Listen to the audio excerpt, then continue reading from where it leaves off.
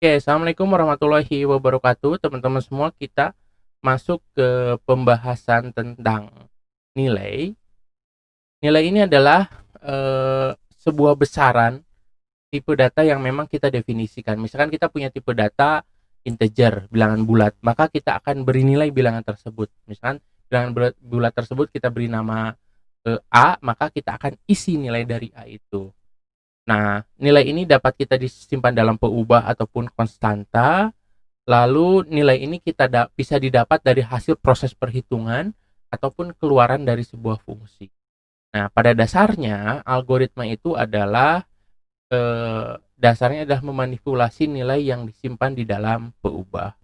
Nah, bagaimana cara mengisi nilai? Pertama, kita menggunakan proses assignment atau mengisi langsung menggunakan kode. Kalau kita menggunakan assignment, berarti kita menggunakan simbol tanda panah seperti ini ya. Formatnya seperti ini, peubah diisi dengan konstanta atau diisi dengan nilai yang kita mau ya. Oke, jadi caranya peubah lalu kita isi dengan konstanta ataupun nilai nilai tetap yang kita mau ya, misalkan angka 10 kah, atau tergantung nanti peubahnya tipenya apa, apakah string, apakah karakter, apakah real, apakah bilangan bulat.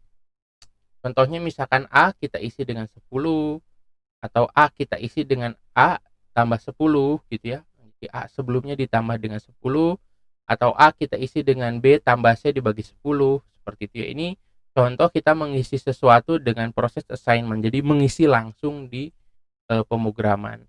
Nah, untuk mengisi sebuah nilai pada variabel ataupun konstanta, kita juga dapat eh, mengisinya dengan cara meminta user untuk memasukkan nilai yang ingin dimasukkan ke dalam variabel melalui melalui keyboard ya. Nah, proses ini itu disebut dengan operasi pembacaan data.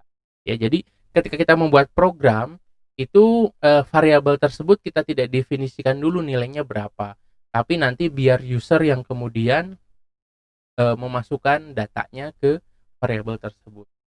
Nah, notasi algoritma yang dipakai itu menggunakan read, lalu tentukan nama variabelnya apa. Contohnya, kita deklarasikan A titik 2 integer, lalu di bagian algoritmanya kita read A.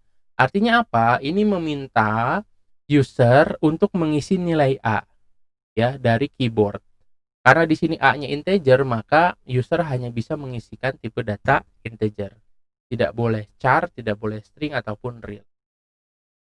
Nah, setelah kita mengisi nilai gitu ya, baik itu dengan cara di assignment ataupun menggunakan pembacaan keyboard, maka kita bisa menampilkannya ke perangkat layar atau menampilkan hasilnya.